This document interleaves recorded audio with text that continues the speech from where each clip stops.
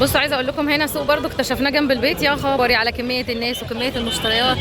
بصوا ناس قد ايه، ناس كتيره قوي. ده سوق برضو مش عارفه سوق ايه.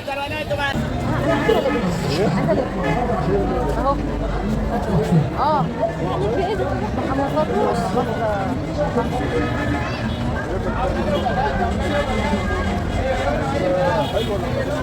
يلا ما علينا هو يبقى حلو. هاتوا طب مش عايزين مقشة بكام دي؟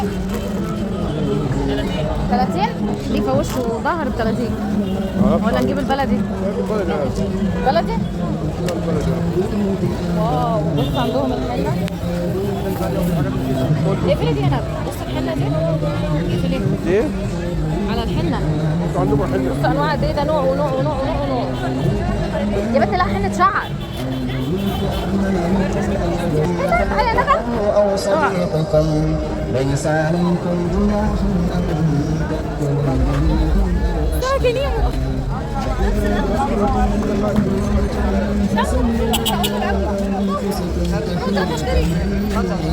واحدة بكام؟ ب20 وانا ما قلتلكش هشتري بتفرج. الاكل بتاعها ب5. تسلم يا قمر شكلهم حلو. بس انا على الساعة ونص. اهو هيك اهي اهو. احمد السلام بتاعك اهو. في حاجات اهي اهي.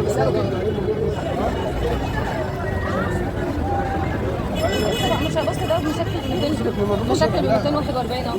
ايه عايز ايه؟ مش هجيب محشيه؟ لا هجيب محشيه اصلا. ماشي براحتك.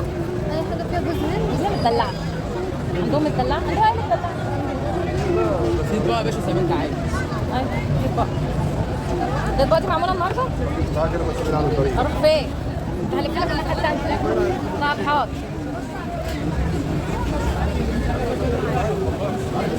كم هذا كم؟ الطبق ده 109. بالتمر مدلعه بالتمر. عاملينها مدلعه بالتمر. بالتمر.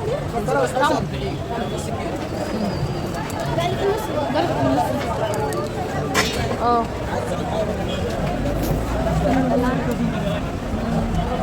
تمر كتيره ليه كده؟ نص بسبوسه ساده ونص هريسه ساده. بقى طالما في هريسه هنا يبقى مصطفى لازم يروح يجيب هريسه احمد حسنين. اما تقول لي بيحب ايه الهريسه والبسبوسه بيعشقهم. لقيته النهارده يقول لك يلا ننزل نجيب هريسه. ده ما قلت لكم مليان حاجات. طبعا عزه مسيطره في كل حته. بس لي حته مصطفى خد روفي راح يجيب لها وانا قاعده مستنيهم هنا رجلي وجعتني. ايس كريم عزه مسيطر في الدنيا كلها. اقل حاجه في منيو عزه 25 جنيه يكونوا صغنن كوب صغنن. وبعد كده 30 35 ده كورنيش احلى. ما عندوش اشتوته. جبنا ايس كريم عزه اهو. امام فراوله وانا مانجا. فراوله حليب ومانجا حليب ما بنكترش انواع. بصوا لفينها لك في ورقه وحاجات وشغله. وريني يا ندى. وريني شكل البسكوته. تعرفي توريني شكل البسكوته؟ في مزه عكستني قطعت لي التيشيرت. ايوه ايوه بصي الحديده اللي قطعتها لك احنا ناصر. الله فاتحه. بصوا اسم شرطه مطروح هنا جنبه. دي سينما غزاله وحديقه غزاله. مديريه اهي جنبنا. ايوه سينما اسمها غزاله والله. الغزاله اهي. هاي سينما الغزاله فيها ولاد رزق. تعالوا نروح ولاد رزق. لا مش ليه؟ سينما غزاله وحديقه الغزاله. ام الجراب اللي ببهدلني في التصوير ده. شاهد ده جنب المديريه. هروح اصور جنب بتاع اللي هناك دي. تعالى صورني هناك. المديريه والناس هايصه. بصوا هريسه احمد حسنين. ابو سيف ما يشوفهاش الا لازم يجيب منها. المهم مدينه حته من الحرف. انا بقى هاكل الحرف. هو كل اللي كله وانا هاكله. حلو بس انا كاسماء مش شايفاها احلى حاجه. مش احلى حاجه بس الواحد على حسب بتاعتي احلى طبعا لا يعلى عليها. لو كنت فتحت جنبه يعني ابصم لك بال10 ان هو هيقفل. اه طبعا كفايه ان هي مش معموله بالسمنه البلدي اصلا. بس كده تحس انها ميه بسكر وشويه بسبوسه. ايه ده؟ بس يا جماعه بصوا هي فعلا مقوله واتقالت لولا اختلاف السلع. ده كان شغل بيشتغل. لولا اختلاف الاذواق لبارت السلع. اه والله. لا بحاول استطعمها ميه بسكر وشويه حاجات كده. لا فيها طعم حلو يعني. كده لمسه. عارف لو الماده الدهنيه اللي هم عاملينها بيها احسن، او يمكن مش معموله بماده دهنيه، لان انا مش طايق، مش يعني مش مفيش طعم ماده دهنيه يا جماعه. هو محطوطه حاجه اسمها سكريات مش جلوكوز. هو اللي باين بس طعم المكسرات وجوز الهند، طعم السميد يكاد يكون باين بالعافيه. حلوه حلوه، تتهنى يا ابو سيف بالف هنا. الكيلو مكسرات، كيلو هريسه محشيه، بصوا اهي، بصوا محشيه مكسرات ب 150. السنه 120. الساده 120. كنت جبت الساده. وعندهم مسلم. طب احنا لا، البسبوسه بتاعتهم احلى. هجيب لك حاجه بكره بقى بسبوسه. اه. رابع يوم بحر. بصوا عملت ايه؟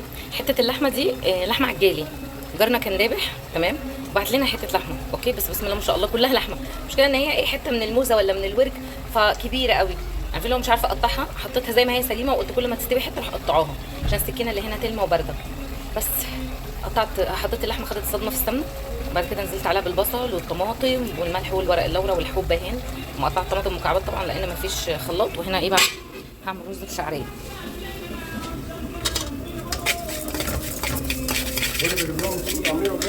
بقى النهارده فول برضو، طعميه وبطاطس ومخلل، وبصير جاب لنا فلفل. غلط، فول وفلافل. فول وفلافل عشان احنا في مطروح بيقولوا عليها فلافل زي الاسكندرانيه بالظبط. الواحده بجنيه. طب الاسكندرانيه بتوع مطروح يقولوا ايه، المطرحه ولا المطروحه ويقولوا ايه؟ انا ما اعرفش، لما اروح هناك اسال عليهم. احنا قاهريين، مطروحيين واسكندرانيين وصعايده اسيوطيين. مصريين. مصريين. ده كلام فاضي. تحية مصر كل محافظاتها.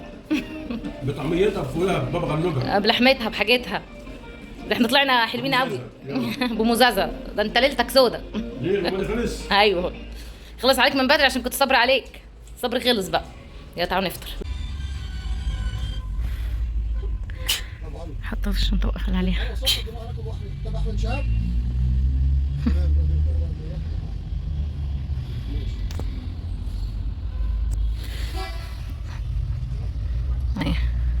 برج الكريم. نعم احنا في الشقه دي اللي بتبص على السقف ده. بقول لك هتودينا فين يا حاج؟ الحشيش. بس احنا عندنا هنا دي خيارات في الملح.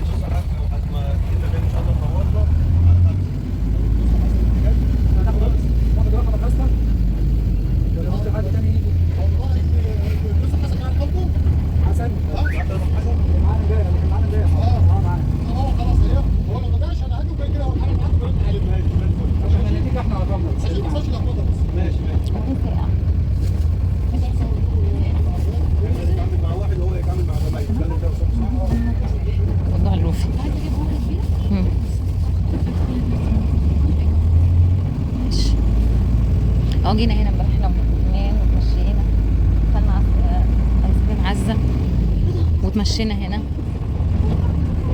يلا طب نروح. بص السلمه دي كمان كنا هنا وقعدنا نتمشى.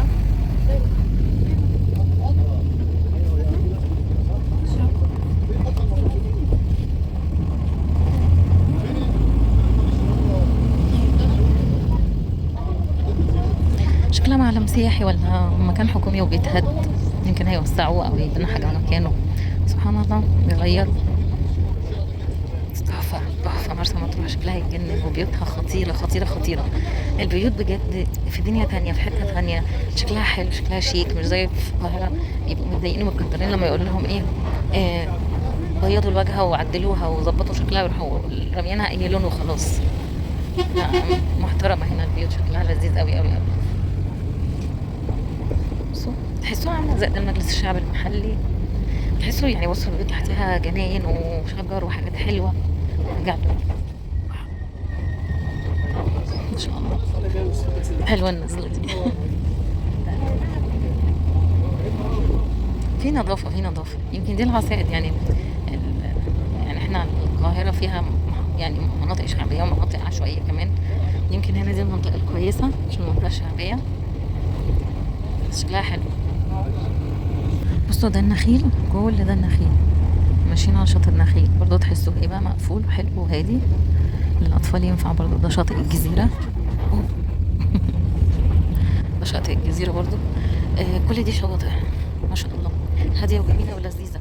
في شواطئ عامه يعني انت ممكن تطلع رحله مثلا مع الشركه اللي احنا طالعين معاها دي الاسبوع كامل، بنقل من القاهره لمصر ب4 كراسي في الاتوبيس بس، تمام، و4 كراسي هنا في الدسكس اللي بيقولوا عليه ده، هو الميني باص الكبير دون، تركبوه تروحوا بيه اللي يوديكوا الشط ويرجعكم.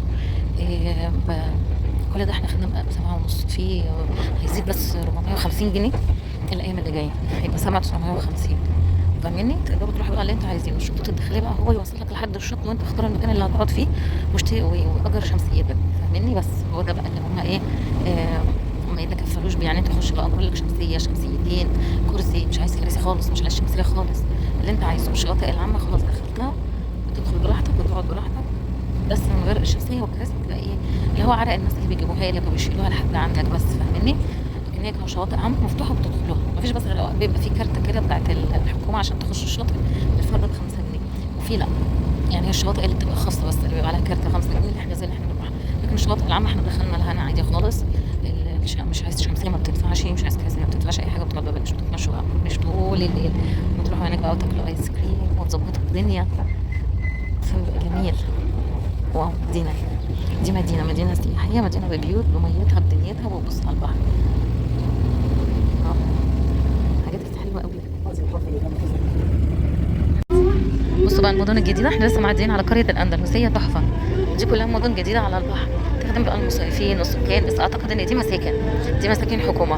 المباني بتاعت المساكن بتاعت الحكومه بتبقى باينه، دي مساكن حكومه اللي هي الشقق اللي بتبقى بتاعت الشباب وبتاعت اللي بتقدموا عليها بالكراسه الزرقاء او البيضاء. عندنا هنا اللي ما يعرفش احنا في مصر في مساكن بتتقدم من الحكومه للشباب وبتتقسط على 30 سنه. من الحاجات الكويسه برضو اللي موجوده في البلد على فكره، بس في ناس مش حاسه بيها لان في ناس ما بتعرفش تاخدها، او في ناس بالها مش طويل. انا بالي مش طويل، رحت سحبت الفلوس مع تاني سنه، لما ما اخدتش تاني سنه سحبت الفلوس. كل المدن اللي هناك دي جديده على البحر، بصوا خطيره ولسه الميه في البحر اهي. فالمساكن دي مساكن حكومه، بندفع تقريبا مقدم مثلا ندفع 10,000 جنيه و20,000 جنيه كراسه، وبعد كده نقسط ندفع كام مبلغ كده لحد ما نوصل مثلا 50-60,000 جنيه، وبعد كده لما تستلموا الشقه تبتدوا بقى في الاقساط، يعني بتدفعوا تقريبا الربع قبل ما بتاخدوها والباقي بعد كده. الله ايه ده ملح ده ولا ايه؟ شكلها غريب، شكلها حلو قوي.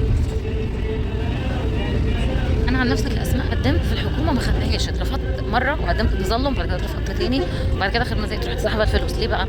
لان جوزي طبعا كان عنده شركه وبطاقه ضريبيه، فقال لك ده هو غني ومش محتاج. يا جماعه طب ما هو الشركه اتقفلت والدنيا اتقفلت، قال لك البطاقه الضريبيه على الانترنت لسه مفتوحه، طب ما الورق في ايدي اهو مقفوله. لا في شويه قوانين كده غريبه، فبس في ناس واخده. انا ليا واحده صاحبتي وواحده صاحبه اختي برضه كنت بتكلم معاها، كانت عايشه في شقه بتاعت سلفها اصلا، كان سلفها اخدها من الاسكان الاجتماعي، وبعد كده هو ما سكنش فيها راح مديها لاخوه اجرها له من الباطن، فكانت قاعده فيها. فبتقول لي احنا كمان رحنا مقدمين ورحنا واخدين واحده دلوقتي ايه شقه اخوها دي بتاعت سلفها اتاجرت، فبقى معاها هي شقه وسلفها شقه. تحسوا ان دي بحيرات ملح دي ولا ايه مش عارفه، بس فيها عيشه صغيره جوه الميه. شايفين العيشه الصغننه جوه الميه؟ مش عارفه ايه دي.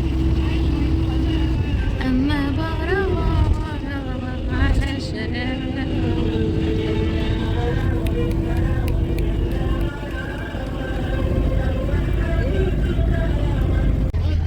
وصلنا شاطئ مينا حشيش اهو. مينا حشيش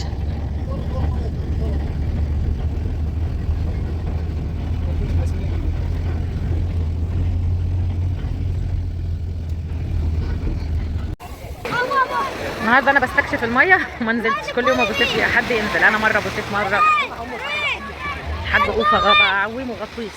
لا عايزه اقول لكم الاسبوع بتاعها اللي راحوا في نادي القوات المسلحه فرق شويه. بابا وقروفي هناك اهم ابوكي ماسك العوامتين الخضراء والحمراء والبامبي. بصوا يا جماعه ده الشط اسمه مينا حشيش، تمام؟ شط حشيش او مينا حشيش. في صخور هناك تقرب لها وبتلعب عليها، شايفينها الناس؟ تمام. برضو بتخشوا مجانا وفري، بس انت بتدفعوا حق بابا بتدفعوا حق الشماسي بس والكراسي او البرجوله. في برجوله وفي شمسيه، الاثنين دي 150 ودي 150. في ناس ب 100 في ناس ب 150، في واحد ب 200 رحناه قبل كده اللي هو بتاع الابيض، بس الابيض كان خطير. بصوا بنانا بوت لوحديها في البحر. فين بقى اللانش بتاعها اللي فين البوت يا شمال؟ بنانا بوت اللي هناك دي لوحديها. بصي فين اللانش اللي بيشدها؟ هيروحوا لها. الميه هنا حلوه خفيفه، وفي صخره في النص اللي لونها غامق. حدود مش حاطين حدود، لا ده مينا حشيش. المهم اي حد يقدر يدخله ببلاش عادي، بس انت بتدفع زي ما انا قلت لكم الشمسيه والبتاع ده. وبصوا حلوه قوي قوي، ايس كريم وحاجات. شوفوا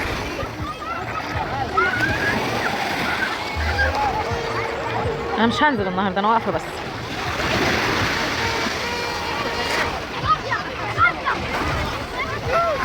بصوا وده بتاع بقى مينا حشيش، حلو وزحمه، شماسي جوه وبره، الاطفال بتطير طيارات، بجد اجواء لذيذه.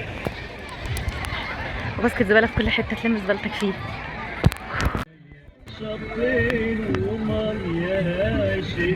الجماعه اللي جنبنا جايبين كاسيت وهيصير يا اهل اسكندريه، بس احنا في مطروح.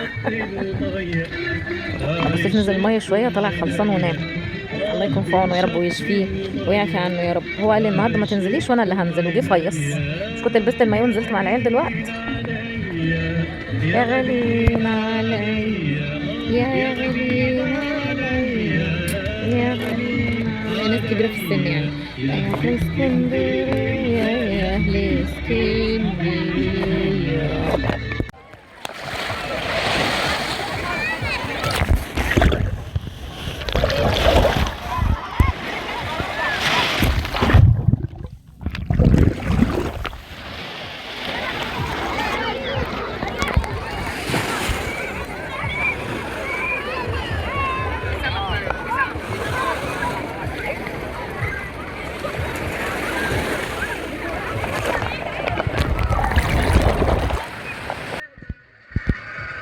الناس دول معاهم اسد، يقول لك تتصور مع الاسد يا باشا، تتصور مع الاسد كبير شويه. يا مامي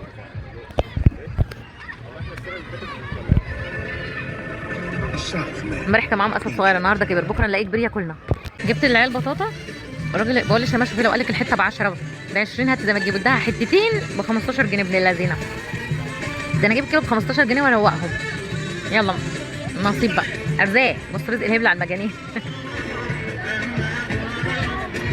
بصوا بقى هنا خلصت الغدا. بصوا عملت ايه. كنت قبل ما امشي كده عملت لحمه ببصل، ورق لورا بقى وحبهان ومستكه، والطماطم طبعا قطعتها مكعبات دابت تمام، ورحت واخده منها شويه وعاملاهم باميه حمراء، وعملت رز. كل ده قبل ما امشي تمام. الباميه يا دوبك سقطتها دلوقتي في الدمعه واستوت، وعملت سلطه على السريع بصل وطماطم بس، ما عنديش حاجه ثانيه تمام. وعملت الرز اهو، وشويه مخلل اللي ابو سيف كان جايبهم في الفطار الصبحيه، وبس. ده غدا النهارده، وكل يوم انتوا بخير وكل يوم انتوا طيبين. بوريكم المصيف الدنيا كلها عامله ازاي. انا كنت فاكره ان انا هاجي مش هلاقي حاجه، فجبت لحمتي معايا ورزي معايا وحاجتي معايا، واكتشفت ان كل حاجه حواليا. بس برضو يا جماعه بتختلف من مكان لمكان، يعني المكان اللي انا فيه عشان في وسط البلد زي ما بيقولوا مليان حاجات كتيره جدا وكله خدمات، لكن لو مكان تاني مثلا انا ما اعرفش في حته تانيه ممكن يكون ما فيهوش خدمات، فاهميني؟ فعلى حسب المكان اللي انتوا فيه. اوكي يعني في جزارين وجنبي سوق، الشارع اللي بعدي سوق كبير جدا جدا جدا ما شاء الله. بس ودي فراخ وكبسه زايده من اول امبارح تقريبا، حطيتها يمكن حد يعبرها بس. فتفضلوا بقى معانا غدا النهارده.